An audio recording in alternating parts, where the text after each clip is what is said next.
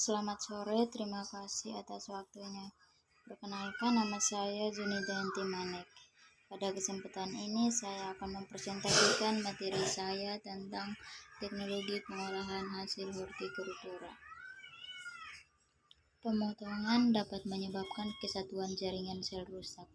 Kerusakan-kerusakan pada jaringan dan membran sel dapat menyebabkan aktivitas enzim, senyawa-senyawa metabolit sekunder, peningkatan produksi etilen, peningkatan laju respirasi, dan flora mikroba.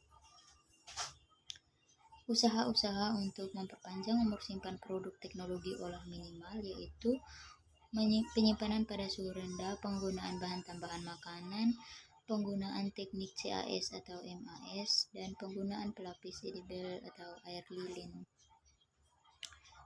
Manisan merupakan produk yang dibuat dari buah-buahan yang diolah dengan gula dan bahan lainnya.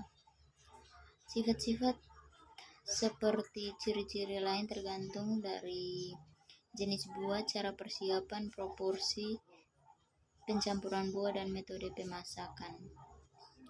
Peran pektin dan asam dapat disebabkan keseimbangan antara gula, asam, dan pektin yang diperlukan dalam pembuatan manisan buah. Pektin terdapat pada bagian bawah kulit buah, hati, dan sekitar biji. Pematangan lebih lanjut, pektin metil alkohol dan asam pektat diperoleh dengan pemanasan dengan suhu tidak terlalu tinggi dan waktu yang singkat. Kelebihan panas dapat merusak kemampuan membentuk jeli atau terutama pada buah yang sangat asam. Gula dapat menghentikan proses kerusakan pektin pada keseimbangan yang sesuai dengan jumlah pektinnya.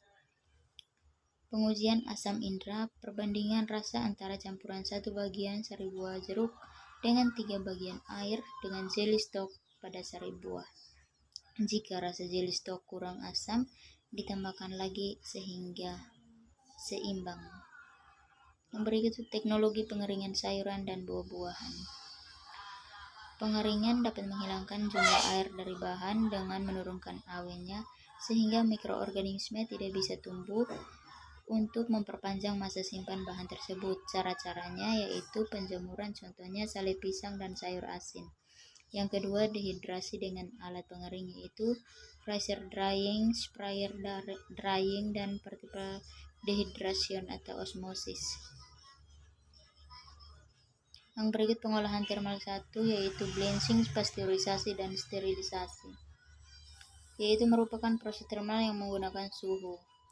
Blanching merupakan perlakuan pendahuluan pada buah dan sayuran, dan pasteurisasi dan sterilisasi merupakan proses pengawetan pangan.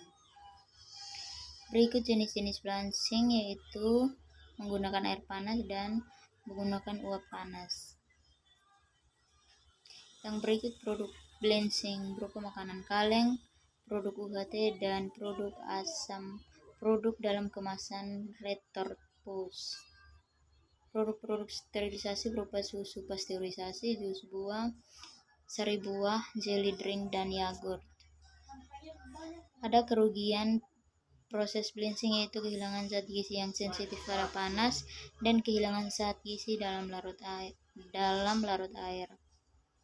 Keuntungan dari blanching yaitu dapat ditambahkan bahan-bahan lain yang dibutuhkan seperti garam, asam sitrat, bikarbonat, dan CaCl2. Pengukusan untuk mengurangi zat gizi, jenis stem blanching yang pertama kali dikembangkan pada IKB. Lapisan tunggal sayuran misalnya wortel dilewatkan pada stem. Blanching dengan gas panas. Penggunaan gas panas untuk proses blanching telah diteliti karena dapat mengurangi kehilangan bahan akibat pelarutan dan mengurangi limbah cair. Kelemahan metode ini adalah pada proses blanching dapat terjadi pengeringan pada bagian permukaan bahan dan adanya oksigen dapat menyebabkan proses oksidasi. Biaya operasionalnya lebih tinggi dari metode lain. Yang berikut pasteurisasi. Karena proses pasteurisasi tidak mematikan semua mikroba dan tidak mematikan bakteri pembentuk spora, maka produk harus diberi perlakuan lain yang dapat meminimalkan pertumbuhan mikroba. seperti penambahan pengawet, pendinginan, modified atmosphere baking, penurunan pH, dan pengaturan AW. Suhu pasteurisasi yaitu 60-105 derajat Celcius tergantung jenis produknya. Daya simpan produk bervariasi tergantung dari jenisnya, seperti beberapa hari contohnya susu, beberapa bulan contohnya jus jeruk. Pemanasan suhu sedang.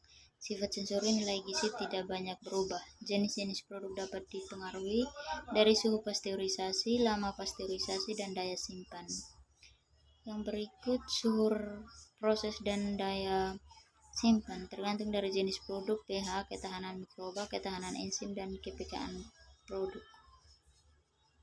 Yang selanjutnya sterilisasi komersial, yaitu kondisi di mana bagian besar mikroba telah mati dan masih terdapat beberapa mikroba yang tetap hidup setelah pemanasan. Kondisi dalam kemasan, kaleng, botol, rubber proof selama penyimpanan tidak memungkinkan mikroba tumbuh dan berkembang biak. Berikut mikroba yang membahayakan inaktif. Sterilisasi komersial, yaitu sterilisasi komersial tidak mematikan jumlah mikroorganisme, tetapi dengan kondisi pH, vakum, pengemasan hermetis, mencegah pertumbuhan mikroorganisme pembusuk dan patogen. Pemanasan sterilisasi komersial terdiri dari pemanasan harus cukup. Jika tidak cukup, mikroorganisme yang menjadi aktif berupa produk busuk, timbul racun, kaleng, gembung. Dilakukan pada pengalengan dan pemotongan harus tepat dan aman. Yang ketiga, pemanasan yang diperlukan tergantung dari pH produk yang diukur pada coldest point. 4. Tujuan pemanasan yaitu inaktivasi mikroorganisme sesuai dengan tujuan sterilisasi komersial. Yang kelima, proses dianggap aman jika karbon botulinum telah inaktif. Dan yang keenam, sterilisasi diikuti pengemasan kondisi. Yang selanjutnya, penentu waktu dan suhu sterilisasi, itu waktu singkat, suhu tinggi, risiko juga tinggi, harus mengerti peraturan atau pedoman proses sterilisasi. Yang pertama, terutama untuk low acid food.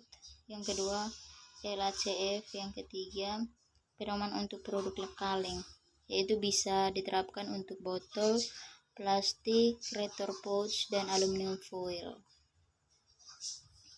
Selanjutnya, proses sterilisasi dalam kemasan, sterilisasi ultra tinggi atau UHT, ultra high temperature.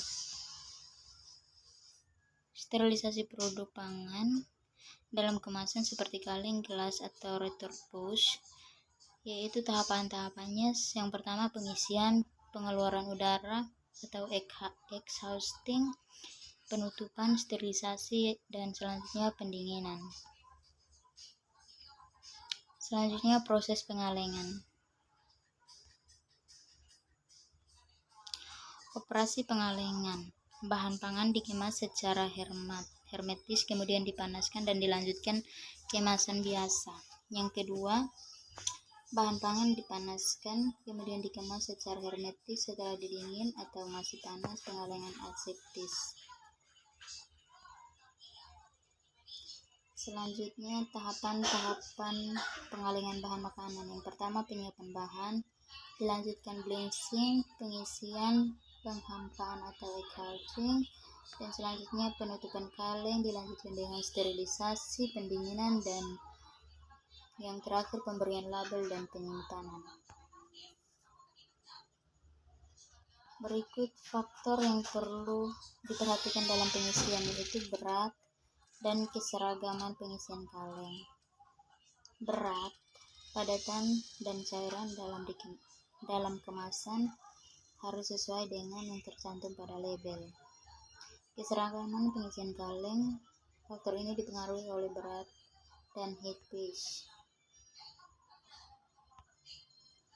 Yang berikut medium pengisian kaleng, terdiri dari jenis medium dan fungsi medium pengisi.